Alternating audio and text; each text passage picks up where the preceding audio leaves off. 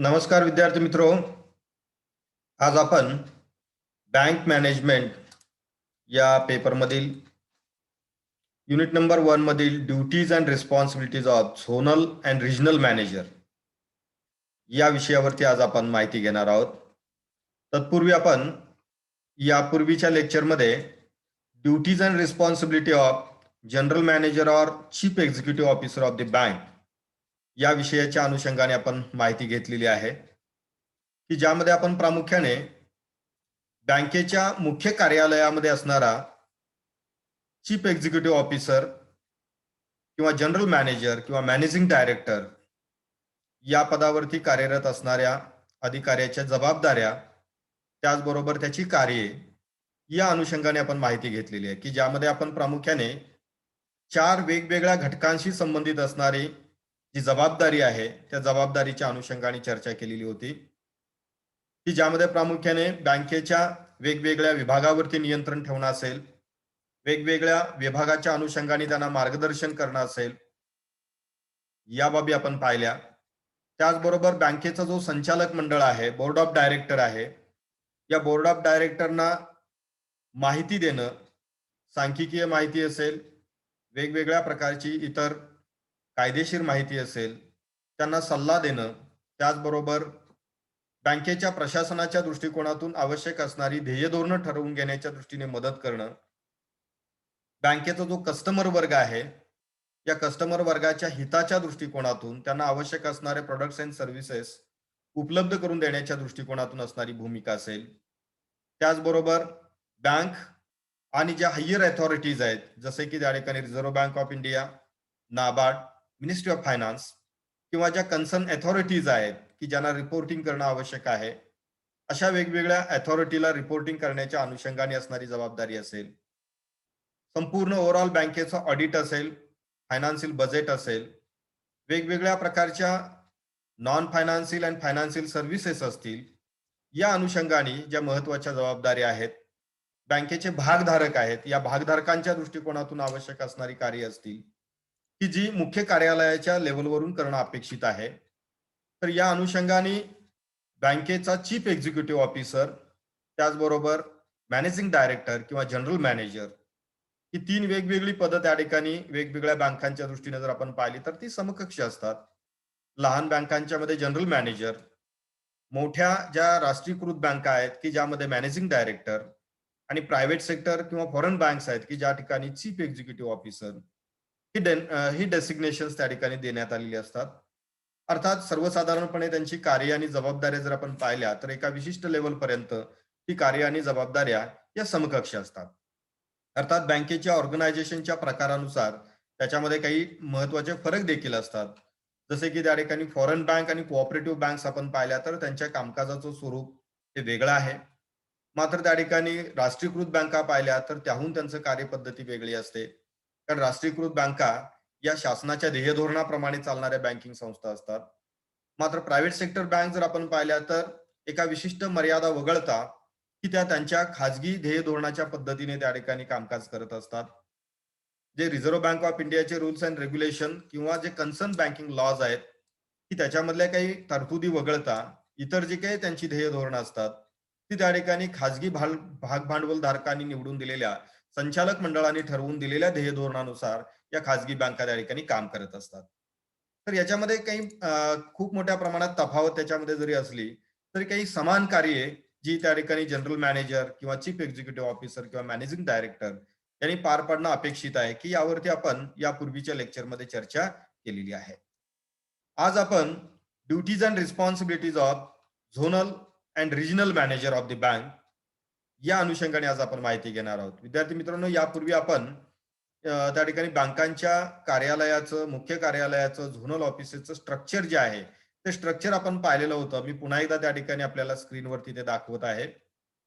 स्क्रीनवरती आपण पाहत असाल की बँकेचं मुख्य कार्यालय जे आहे या मुख्य कार्यालयाच्या अंतर्गत वेगवेगळे झोनल ऑफिसेस त्या ठिकाणी कार्यरत असतात. या झोनल ऑफिसेसच्या अंतर्गत वेगवेगळे रिजनल ऑफिसेस त्या ठिकाणी कार्यरत असतात आणि त्यांच्या अंतर्गत बँकेच्या ब्रांचेस कार्यरत असतात. हे एक सर्वसाधारणपणे बँकेच्या ऍडमिनिस्ट्रेटिव्ह सेटअपचा हा एक महत्वाचा भाग किंवा एक स्ट्रक्चर असलेला आपल्याला दिसतं. अर्थात बँकेचं स्ट्रक्चर किंवा ऍडमिनिस्ट्रेटिव्ह स्ट्रक्चर करत असताना ही वेगवेगळ्या पद्धतीने आपल्याला करता येऊ शकतं. इथे आपण कंट्रोलिंग मेकॅनिझमच्या दृष्टिकोनातून आणि त्या ठिकाणी ऍक्च्युअल एक्झिक्युशनच्या दृष्टीने जे स्ट्रक्चर आहे त्या स्ट्रक्चरचा आपण विचार करत आहोत. याच्यामध्ये आपण असंही करू शकतो, ऑफिसरचे केडरनुसार देखील स्ट्रक्चर आपल्याला करता येऊ शकतं. म्हणजेच बँकेचा चीफ एक्झिक्युटिव्ह ऑफिसर, त्यानंतर बँकेचे इतर सिनियर ऑफिसर्स, झोनल ऑफिसेस मधले ऑफिसर्स, त्याचबरोबर रिजनल ऑफिसेस मधले ऑफिसर्स आणि ब्रांच मधले ब्रांच मॅनेजर आणि ऑफिसर्स असंही स्ट्रक्चर आपल्याला करता येऊ शकतं. परंतु आपल्याला त्या वर्किंग लेवलच्या स्ट्रक्चरमध्ये फारसं काही आता आपल्याला जायची आवश्यकता नाहीये, की आपण त्या ठिकाणी ऍडमिनिस्ट्रेटिव्ह जे इन जनरल स्ट्रक्चर आहे की त्यामध्ये आपण हे पाहिलं की या पद्धतीची एक संरचना प्रत्येक बँकेमध्ये आपल्याला त्या ठिकाणी पाहायला मिळते. अर्थात ज्या ठिकाणी अधिक शाखा असतात त्या ठिकाणी मोठ्या प्रमाणात झोनल ऑफिसेसची आणि रिजनल ऑफिसेसची संख्या असते. मात्र ज्या ठिकाणी ब्रांचेसची संख्या कमी असते तिथे झोनल ऑफिसेस आणि रिजनल ऑफिसेस देखील कमी असतात. काही ठिकाणी फक्त झोनल ऑफिसेस असतात, काही ठिकाणी फक्त रिजनल ऑफिसेस असतात. ते अर्थात त्या त्या बँकेच्या स्प्रेडनुसार हे आपण देखील खूप मोठ्या प्रमाणात त्याच्यावरती डिस्कशन ऑलरेडी केलेलं आहे. त्यानंतर आपण ऍडमिनिस्ट्रेटिव्ह पॅटर्न लेवलला जर आपण पाहिलं तर झोनल ऑफिसेसच्या अंतर्गत ही रिजनल ऑफिसेस त्याचबरोबर ब्रांचेस कशा असतात तेही स्ट्रक्चर आपण यामध्ये पाहिलेलं आहे. त्यानंतर झोनल मॅनेजर आणि त्याच्या अंतर्गत असणारी जी संरचना संपूर्ण जे ऍडमिनिस्ट्रेटिव्ह पॅटर्न जो आहे त्याच्यामधला तोही आपण पाहिलेला आहे. असिस्टंट रिजनल मॅनेजर असेल, सेल्स सिनियर ऑफिसर्स असतील, ज्युनियर ऑफिसर्स असतील, असिस्टंट असतील, हे एक इन जनरल स्ट्रक्चर आपण यापूर्वी पाहिलेलं आहे. तर आज आपल्याला या झोनल मॅनेजरच्या ज्या काही रिस्पॉन्सिबिलिटीज असतात की ते आपल्याला त्या ठिकाणी इथे समजून घ्यायचे. विद्यार्थी मित्रांनो, एक गोष्ट लक्षात घ्या, रिजनल मॅनेजर, रिजनल ऑफिस किंवा झोनल ऑफिस हे बँकेच्या ब्रांचेस आणि बँकेचं मुख्य कार्यालय यांना जोडणारा एक महत्वपूर्ण दुवा असतो. जे बँकेच्या मुख्य कार्यालयाने जी ध्येय धोरणं ठरवलेली आहेत, जे निर्णय घेतलेले आहेत, ते निर्णय प्रत्यक्षात बँकेच्या ब्रांच मधून इम्प्लिमेंटेशन करण्यासाठी, त्यांच्यावरती कोऑर्डिनेशन आणि सुपरविजन करण्यासाठी ही एक कनेक्टिंग यंत्रणा असते. कारण बँकेच्या मुख्य कार्यालयाला प्रत्येक ब्रांच पर्यंत पोहोचणं आणि प्रत्येक ब्रांच वरती सुपरविजन किंवा मॉनिटरिंग करता येणे शक्य असत नाही. या कामकाजाच्या सोयीसाठी झोनल ऑफिसेस निर्माण करण्यात आलेले असतात किंवा रिजनल ऑफिसेस त्या ठिकाणी निर्माण करण्यात आलेले असतात. आणि त्यामुळं जर झोनल ऑफिस आणि रिजनल ऑफिसेसची कार्य किंवा तिथल्या मॅनेजरची कार्य जर आपण पाहिली तर यामध्ये काही साधर्म्य किंवा यामध्ये काही समानता देखील असतात. अर्थात त्याचं कामाचं ज्युरिडिक्शन जे आहे, एरिया जो आहे, स्कोप जो आहे की त्याच्यामध्ये थोड्याफार प्रमाणामध्ये फरक हे असू शकतो. कारण झोनल मॅनेजर जो आहे की त्याच्या अंतर्गत असणाऱ्या सर्व रिजनल मॅनेजर वरती नियंत्रण ठेवतो आणि रिजनल मॅनेजर हा त्या ठिकाणी त्याच्या अंतर्गत येणाऱ्या सर्व बँकेच्या ज्या ब्रांचेस आहेत त्या ब्रांचेस वरती नियंत्रण ठेवणं आणि त्यांच्याकडून काम करून घेण्याची जबाबदारी तो पार पाडत असतो. ओव्हरऑल विचार केला तर झोनल ऑफिस आणि रिजनल ऑफिसचं काम हे काही कमी अधिक फरकाने हे समकक्ष असल्याचं देखील आपल्याला त्याच्यामध्ये दिसून येईल. आता आपण स्टेप बाय स्टेप त्यांची जी काही इम्पॉर्टंट रोल अँड रिस्पॉन्सिबिलिटीज आहेत, त्यांच्या ड्युटीज आहेत की त्यावरती आपण त्या ठिकाणी लक्ष केंद्रित करणार आहोत. सर्वात महत्वाचा भाग जो आहे रिजनल ऑफिस आणि झोनल ऑफिसच्या दृष्टिकोनातून, जो त्या ठिकाणी सगळ्यात महत्वाचा पार्ट जो येतो तो म्हणजे strategies for achievement of regional sales targets through the zonal team. तर यामध्ये सगळ्यात महत्वाचा भाग काय असेल की जे काही बँकेच्या वेगवेगळ्या प्रोडक्ट्स अँड सर्व्हिसेस आहेत त्या सेल करण्याच्या दृष्टिकोनातून ज्या स्ट्रॅटेजीज आपण अडॉप्ट केलेल्या आहेत किंवा एक्झिक्यूट केलेल्या आहेत की त्याचा अचिव्हमेंट नेमक्या काय आहेत, त्याचा परफॉर्मन्स नेमका काय आहे, की याची तपासणी करण्याची सर्वात महत्त्वाची जबाबदारी झोनल लेवलला झोनल मॅनेजरची असते आणि रिजनल लेवलला रिजनल मॅनेजरची असते. कारण आता या सेलचे स्ट्रॅटेजीज काय असू शकतात किंवा त्याच्यामधले टार्गेट्स काय असू शकतात. तर टार्गेट असू शकतं की डिपॉझिट कलेक्शनचं टार्गेट असेल, म्हणजे बँकेच्या ब्रांचेस ज्या आहेत त्या ब्रांचेसच्या माध्यमातून वेगवेगळ्या डिपॉझिट ज्या त्या ठिकाणी डिपॉझिट प्रोडक्ट्स जे सेल केले जात असतात. फॉर एक्झाम्पल कासा डिपॉझिट्स असतील, राफा डिपॉझिट्स असतील, या दोन महत्वाच्या कॅटेगरीज आहेत. कासा डिपॉझिट मध्ये current account and saving account मधल्या डिपॉझिट येतात की ज्याला आपण बँकेच्या दृष्टिकोनातून लो कॉस्ट डिपॉझिट्स असं आपण म्हणतो, की ज्या बँकांच्याकडे या कासा डिपॉझिटचं प्रमाण अधिक असतं. निश्चितपणे त्या ठिकाणी त्यांच्या प्रॉफिटेबिलिटीवरती त्याचा एक पॉझिटिव्ह इफेक्ट दिसत असतो. कारण कासा डिपॉझिट मध्ये जर आपण पाहिलं तर करंट अकाउंट मधल्या डिपॉझिटवरती आपण इंटरेस्ट देत नाही. मात्र सेव्हिंग अकाउंटवरच्या डिपॉझिटवरती आपण त्या ठिकाणी 4% किंवा अलीकडे 3.5% आपण त्याच्यावरती व्याज देत असतो. मात्र ती रक्कम आपण 10-12% कर्जाऊ देऊ शकतो आणि त्यामुळे बँकांच्या दृष्टिकोनातून नेट इंटरेस्ट मार्जिन या डिपॉझिट आणि लेंडिंग प्रोसेसमध्ये सर्वाधिक असतं. कारण याच्यामधल्या करंट अकाउंट मधल्या डिपॉझिट या 0 इंटरेस्टनी असतात. मात्र आपण ते कर्जाऊ देत असताना त्या ठिकाणी मोठ्या व्याजदराने त्याच्यामधून कर्ज पुरवठा करत असतो. त्यामुळे इंटरेस्ट मार्जिन या ठिकाणी अधिक राहतं. त्यामुळे बहुतांश बँका ज्या आहेत, की कासा डिपॉझिट अधिक कलेक्ट करण्याच्या दृष्टिकोनातून स्ट्रॅटेजी अडॉप्ट करत असतात. तसे टार्गेट्स आपल्या बँकेतील कर्मचाऱ्यांना, ब्रांचेसना, रिजनल मॅनेजरना, झोनल मॅनेजरला या देत असतात. परंतु जर आपण त्या ठिकाणी राफा डिपॉझिट जर आपण पाहिल्या, रिकरिंग अकाउंट असतील आणि फिक्स डिपॉझिट अकाउंट असतील, तर त्याला हाय कॉस्ट डिपॉझिट असं म्हटलं जातं. कारण ज्याच्यावरती आपल्याला मोठ्या प्रमाणात व्याज द्यावं लागतं आणि त्याच्यातून दिलेल्या कर्जावरती मिळणारा व्याजदर हा त्या ठिकाणी कंपॅरेटिव्हली फार मोठा असू शकत नाही. आणि त्यामुळे त्या ठिकाणी नेट इंटरेस्ट मार्जिन जे आहे ते तुलनात्मक दृष्ट्या कासा डिपॉझिट पेक्षा कमी राहतं. परंतु इथे एक गोष्ट लक्षात ठेवणं गरजेचं आहे, की जर बँक मोठ्या प्रमाणात लॉंग टर्म लोन्स प्रोव्हाइड करत असेल, तर बँकेला केवळ कासा डिपॉझिट्स कलेक्ट करून चालणार नाही, तर त्यांना राफा डिपॉझिट देखील कलेक्ट करावे लागतात. कारण कासा डिपॉझिट या शॉर्ट टर्म असतात. त्याला आपण डिमांड डिपॉझिट्स असं आपण म्हणतो. ऑन डिमांड त्या तुम्हाला परत कराव्या लागत असतात. मात्र त्याच्यातून जर मोठ्या प्रमाणात लॉंग टर्म फायनान्स केलेला असेल, कर्ज पुरवठा केलेला असेल, तर बँकेला असेट अँड लायबिलिटी मॅनेजमेंट करत असताना अडचणी निर्माण होऊ शकतात.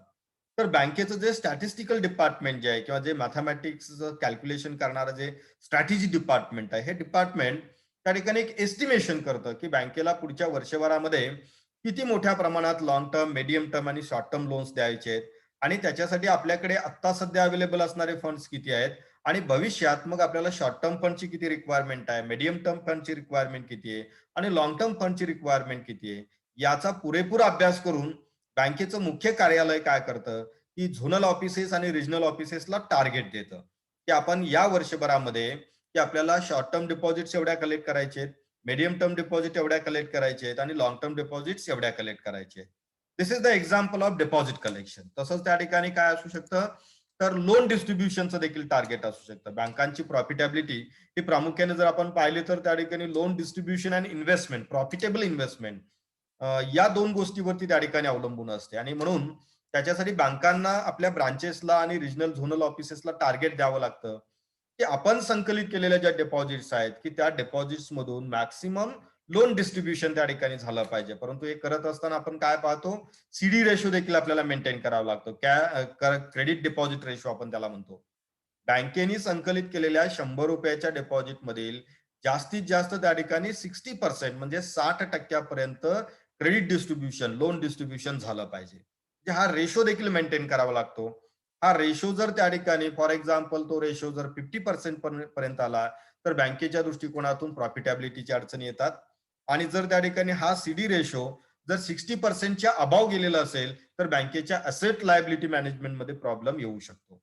त्यामुळं या सगळ्या ज्या बाबी आहेत, की सीडी रेशो मेंटेन करण्याच्या बाबतच्या, की हे मुख्य कार्यालय त्या ठिकाणी पूर्णपणे जबाबदारी पार पाडू शकत नाही. कारण ऍक्च्युअली डिपॉझिट कलेक्शन आणि लोन डिस्ट्रीब्युशनचं जे काम आहे, ते त्या ठिकाणी कोण करणार आहे? तर वर्किंग लेव्हलला जर आपण विचार केला, तर ते ब्रांचच्या माध्यमातून होतं. आणि ब्रांचने जर हा सीडी रेशो प्रॉपर मेंटेन केला, तर तो ऑटोमॅटिकली झोनल लेव्हलचा सीडी रेशो आपोआप मेंटेन होतो. सर्व झोन मधल्या ब्रांचेसनी जर त्या ठिकाणी हा रेशो मेंटेन केला, तर तो रिजनल लेव्हलला मेंटेन होतो आणि मग तो मुख्य कार्यालय म्हणजे संपूर्ण बँकेचा रेशो जो आहे, तो ऑटोमॅटिकली मेंटेन होऊ शकतो.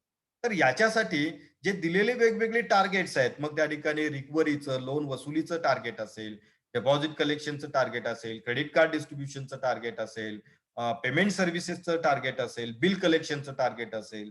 तर हे वेगवेगळे टार्गेट्स आपल्या आपल्या रिजन लेव्हलला, झोन लेव्हलला प्रॉपरली अचीव्ह करण्याच्या दृष्टिकोनातून जे काही करावं लागतं, तर त्याच्यावरती सुपरविजन, मॉनिटरिंग, गायडन्स, कन्सल्टन्सी या सगळ्या जबाबदाऱ्या रिजनल मॅनेजर आणि झोनल मॅनेजरला या त्या ठिकाणी पार पाडावे लागतात. कारण त्या ठिकाणी फ्रिक्वेंटली तुम्हाला काय करावं लागतं, मॉनिटरिंग करावं लागतं, रिव्ह्यू घ्यावे लागतात. कारण जर त्या ठिकाणी आपण एखाद्या ब्रांचला डिपॉझिट कलेक्शनचं एक ₹200 कोटी टार्गेट दिलं आणि त्यांना सांगितलं की 31 मार्च 2021 अखेर आम्ही त्या ठिकाणी तुमचं हे टार्गेट पूर्ण झालं आहे की नाही आम्ही पाहणार आहोत. असं करणं हे प्रशासनाच्या दृष्टिकोनातून चांगली बाब असत नाही. तर यामध्ये काय करावं लागतं, की मंथली त्या ठिकाणी फीडबॅक घ्यावा लागतो. जे उदाहरणार्थ जर त्या ठिकाणी 120 कोटी रुपयाच्या डिपॉझिट कलेक्शनचं टार्गेट असेल, तर ॲटलीस्ट दरमहा की त्या ठिकाणी 10 कोटी रुपयाच्या डिपॉझिट कलेक्ट होतायत की नाही. प्रत्येक वेळेला त्या ठिकाणी 10 कोटी असतीलच असं नाही, कमी जास्त असू शकतं. एखाद्या महिन्यामध्ये 20 कोटी होतील, एखाद्या महिन्यामध्ये 5च कोटी होतील. परंतु एक साधारणपणे एव्हरेज जो आहे तो 120चं टार्गेट अचीव्ह करण्याच्या दृष्टिकोनातून हे प्रॉपर कलेक्शन होतंय की नाही याच्यावरती चेकिंग सिस्टम ठेवणं किंवा फ्रिक्वेंटली त्याच्यावरती मॉनिटरिंग करणं ही एक अत्यंत महत्वाची जबाबदारी असते. कारण जर हे मॉनिटरिंग झालं नाही तर पहिल्या क्वार्टरमध्ये किंवा 6 मंथमध्ये किंवा थर्ड क्वार्टर पर्यंत हे अचीव्ह झालं नाही तर अचानकपणे त्या ठिकाणी फोर्थ क्वार्टरमध्ये हे टार्गेट्स अचीव्ह करता येऊ शकणार नाहीत. फार त्या ठिकाणी गडबड किंवा तारांबळ उडू शकते. तर याच्यासाठी एक प्रॉपर प्लॅनिंग करणं, त्याच्यावरती रिव्ह्यू प्रोसेस ठेवणं ही देखील अत्यंत महत्वाची आवश्यकता असते आणि त्या पद्धतीने काम करावं लागतं. त्याचबरोबर तिसरी महत्वाची ड्युटी किंवा रिस्पॉन्सिबिलिटी आपण म्हणूया, ते म्हणजे to ensure satisfactory resolution of the client queries and concern in time manner. याच्यामध्ये सगळ्यात महत्वाचा जो भाग काय येतो, तर जे वेगवेगळ्या प्रकारच्या कस्टमरच्या कंप्लेंट्स आहेत, त्या सॅटिस्फॅक्टरी रिझॉल्व्ह झालेल्या आहेत की नाही, क्लायंटच्या जे काही क्युरीज आहेत त्या टाइमली प्रॉपरली त्या ठिकाणी सॅटिस्फाय झालेल्या आहेत की नाही, त्याच्यावरती सोल्युशन्स दिली गेलेली आहेत की नाही, हे देखील पाहणं अत्यंत आवश्यक आहे. कारण आपल्या झोनमध्ये, आपल्या रिजनमध्ये असणारा जो कस्टमर आहे तो मॅक्सिमम त्याची लेवल सॅटिस्फॅक्शनची जी आहे ती मॅक्सिमम कशी राहील आणि त्याच्या कंप्लेंट्स अँड क्युरीज कशा त्या ठिकाणी सॉल्व्ह होतील याच्याकडे लक्ष द्यावं लागतं. म्हणजे आपल्या झोन मधल्या ब्रांच मधून जे काही कंप्लेंट्स आलेले आहेत त्या टाइमली सॉल्व्ह होत आहेत की नाही याच्यावरती देखील त्या ठिकाणी मॉनिटरिंग ठेवणं हे रिजनल ऑफिसर आणि झोनल मॅनेजरचं त्या ठिकाणी काम असणार आहे. त्याचबरोबर सर्वात महत्वाचा जो भाग आहे तो म्हणजे प्रॉडक्ट फीडबॅकच्या बाबतचा. To interact with the large customers for product feedback. जे त्या ठिकाणी जे रिटेल कस्टमर्स असतील तर त्या रिटेल कस्टमरच्या दृष्टिकोनातून फीडबॅक घेणं किंवा मॉनिटरिंगची जबाबदारी ही ब्रांच लेवलला पार पाडली जाते. परंतु जे मोठे कस्टमर आहेत, जे कॉर्पोरेट कस्टमर्स आहेत बँकेचे, की त्यांच्या बरोबर सतत इंटरॅक्ट करणं, त्यांना कोणत्या सर्व्हिसेस हव्या आहेत, नको आहेत, काय इम्प्रुव्हमेंट्स पाहिजेत, जे आपण प्रॉडक्ट्स देत आहोत त्याच्यामध्ये काही त्यांना सुधारणा हव्या आहे का, नवीन काही असतील तर त्या ठिकाणी काही फार प्रॉब्लेम येत नाही. परंतु आपल्या जे काही कॉम्पिटिटिव्ह ब्रांचेस आहेत किंवा कॉम्पिटिटिव्ह असणाऱ्या जे काही वेगवेगळ्या प्रकारच्या ज्या बँक्स आपल्या नियर बाय त्या ठिकाणी काम करत असतात. तर या सर्व ज्या बँक्स आहेत, की त्या बँकांच्या समकक्ष सर्व्हिसेस त्या ठिकाणी आहेत की नाहीत, हेही आपल्याला त्या ठिकाणी पाहावं लागतं. जे अनेक वेळेला आपल्याला असंही पाहायला मिळेल, की त्या ठिकाणी काही आपले प्रॉडक्ट्स अँड सर्व्हिसेस असे आहेत, की ते त्या ठिकाणी इतर बँकांच्या बरोबर आपण त्या ठिकाणी लॉन्च केलेले आहेत. परंतु काळाच्या ओघामध्ये, की त्या ठिकाणी त्या प्रॉडक्ट्स अँड सर्व्हिसेसमध्ये आपण काही अपग्रेडेशन केलेले नसतील, तर त्या संदर्भातले जे फीडबॅक आहेत, म्हणजे प्रॉडक्ट बाबतचे जे फीडबॅक आहेत, ते देखील आपण त्या ठिकाणी घेतले पाहिजेत, की जेणेकरून आपलं प्रॉडक्ट एन्हान्स करण्याच्या दृष्टीनं, आपलं प्रॉडक्ट त्या ठिकाणी पुन्हा इम्प्रूव्ह करण्याच्या दृष्टिकोनातून काही आपल्याला हे फीडबॅक घेणं अत्यंत आवश्यक आहे. मग हे फीडबॅक सर्व प्रकारच्या प्रॉडक्ट्स बाबत असू शकतात. म्हणजे आपलं अगदी छोटी छोटी एक्झाम्पल्स मी सांगेन, की एटीएमच्या लोकेशनच्या बाबतीमध्ये असेल, व्याजदराच्या बाबतीमध्ये असेल, कर्जाच्या टर्म्स अँड कंडिशनच्या बाबतीमध्ये असेल, डॉक्युमेंटेशनच्या बाबत असतील, अशा अनेक बाबी असतात, की त्याबाबत आपण फीडबॅक घेण्याची आवश्यकता असते.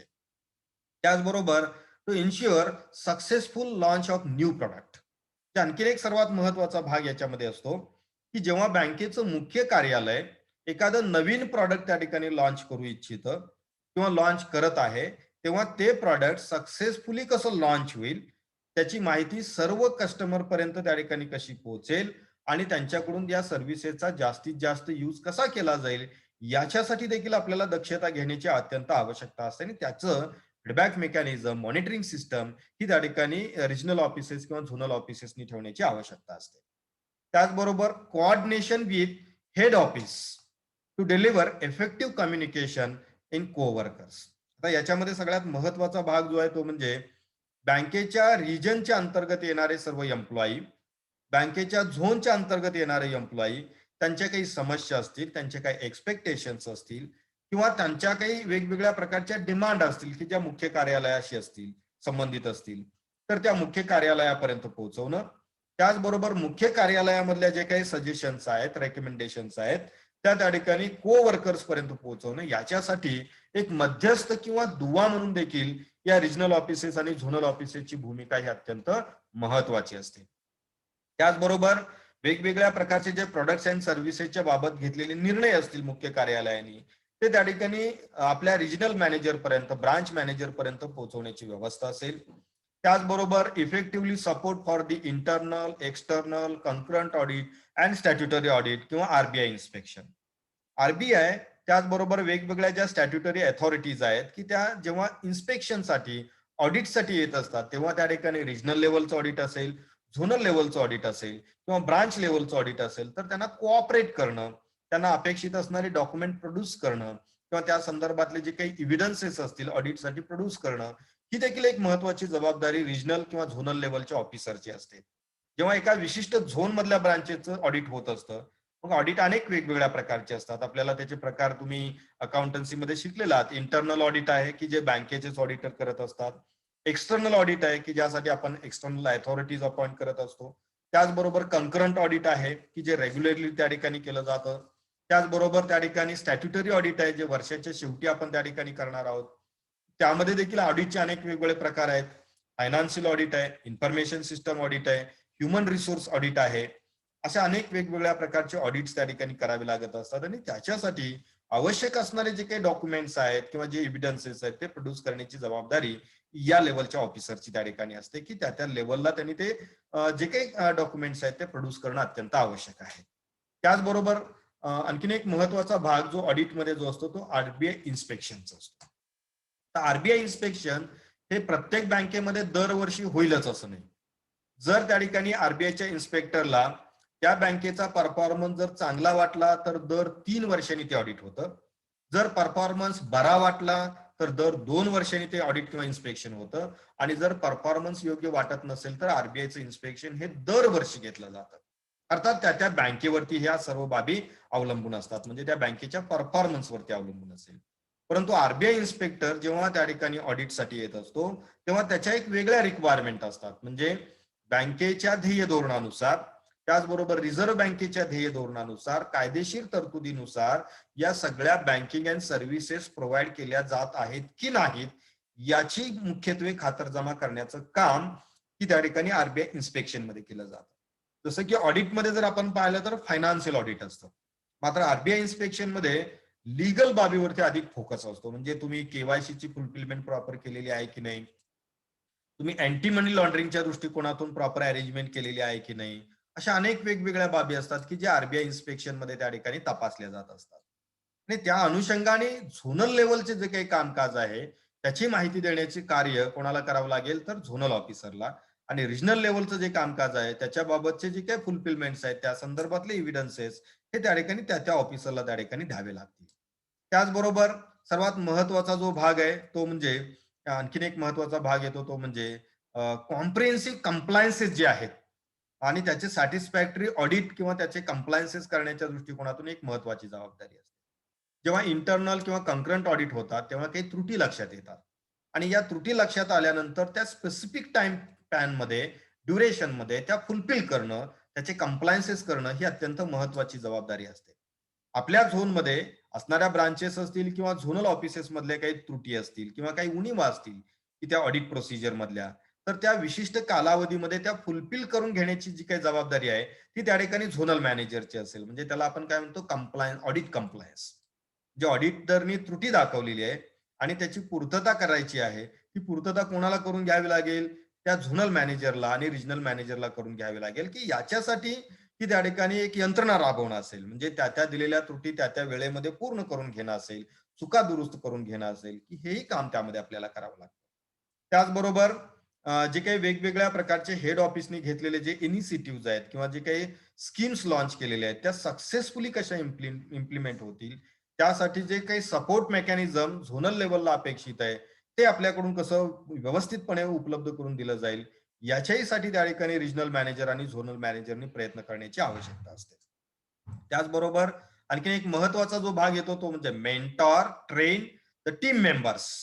जे आपल्या अंडर असणारे जे काही मॅनेजर्स आहेत किंवा ऑफिसर्स आहेत की त्यांचा एक मेंटॉर, सपोर्टर म्हणून काम करणं, त्यांना दिशा देणं, त्यांना ट्रेन करणं, त्यांना आवश्यकतेनुसार वेगवेगळ्या प्रकारची ट्रेनिंग्स देणं. मग ते लीगल ट्रेनिंग असेल, टेक्नॉलॉजीच्या बाबतीमध्ये असेल, वसुलीच्या बाबतीमध्ये असेल, कस्टमर रिलेशनशिप मॅनेजमेंट बाबत असेल, रिस्क मॅनेजमेंट बाबत असेल, फ्रॉड प्रिव्हेन्शन बाबतचं ट्रेनिंग असेल, सायबर सिक्युरिटी बाबतचं ट्रेनिंग असेल, की अनेक वेगवेगळ्या प्रकारची जी ट्रेनिंग देण्याचं जे काम आहे, ते आपल्या झोनल लेवलला किंवा आपल्या रिजनल लेवलला त्या रिजनल मॅनेजर आणि झोनल मॅनेजरला हे करावं लागत असतं. त्याचबरोबर to establish and manage vendor relationship for the all operations. बँकेशी संबंधित अनेक वेगवेगळ्या प्रकारचे वेंडॉर्स असतात. त्याचबरोबर सपोर्ट सर्व्हिसेस प्रोव्हाइड करणारे घटक असतात, की त्यांच्याबरोबर एक उत्तम रिलेशन मेंटेन करणं आणि त्यांना ते रिलेशन रिटेन करणं. त्या दोन्ही जबाबदाऱ्या ज्या आहेत त्या ठिकाणी रिजनल लेवलच्या ऑफिसरच्या असतात, झोनल लेवलच्या ऑफिसरच्या असतात. कारण आपल्या झोनमध्ये आपल्या ब्रांचेसला, झोनल ऑफिसेसला, रिजनल ऑफिसेसला विविध प्रकारच्या सर्व्हिसेसची आवश्यकता असते. फॉर एक्झाम्पल त्या ठिकाणी आयटी सर्व्हिसेस आहेत, लीगल सर्व्हिसेस आहेत, त्याचबरोबर इतर वेगवेगळ्या प्रकारच्या टेक्निकल सर्व्हिसेस आहेत. इवन दो त्या ठिकाणी क्लिनिंग सर्व्हिसेस देखील, म्हणजे त्या ठिकाणी क्लिनिंग सर्व्हिसेस उपलब्ध करून देणारा घटक असेल, इलेक्ट्रिसिटीच्या सर्व्हिसेस देणारा त्या ठिकाणी सर्व्हिस प्रोव्हायडर असेल, टेलिफोन सर्व्हिसेस देणारा सर्व्हिस प्रोव्हायडर असेल. ही छोट्या छोट्या बाबी असतात, परंतु बँकेच्या ओव्हरऑल फंक्शनिंग मध्ये या बाबी अत्यंत महत्वाचा रोल प्ले करत असतात आणि त्यांच्याबरोबर आपले रिलेशन जे आहेत ते खूप चांगल्या पद्धतीने मेंटेन करण्याची आवश्यकता असते.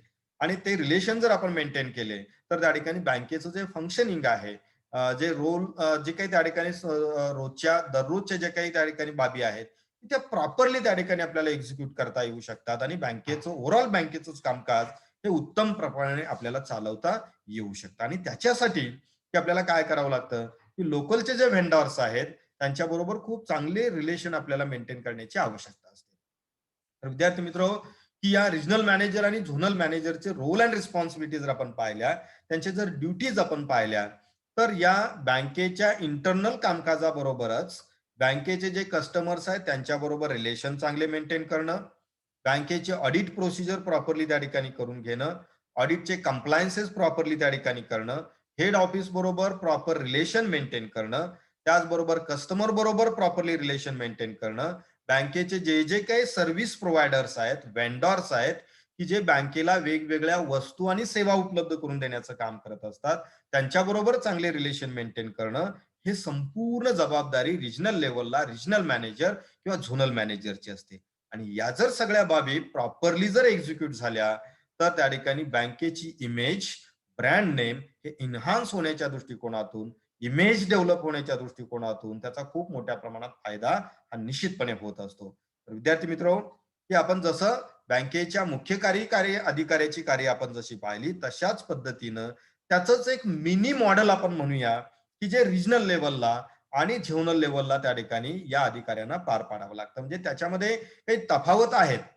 म्हणजे त्या ठिकाणी काही निर्णय घेण्याचा पूर्ण अधिकार आहे जसा चीफ एक्झिक्युटिव्ह ऑफिसरला आहे, तसा रिजनल मॅनेजरला संपूर्ण बँकेबाबतचा निर्णय घेण्याचा अधिकार नाहीये. तो त्याच्या झोन पुरता त्याला दिलेल्या अधिकार कक्षेमध्ये तो निर्णय घेऊ शकतो. मात्र त्या ठिकाणी संपूर्ण बँकेबाबतचा निर्णय घेण्याचा अधिकार रिजनल मॅनेजर किंवा झोनल मॅनेजरला असत नाही.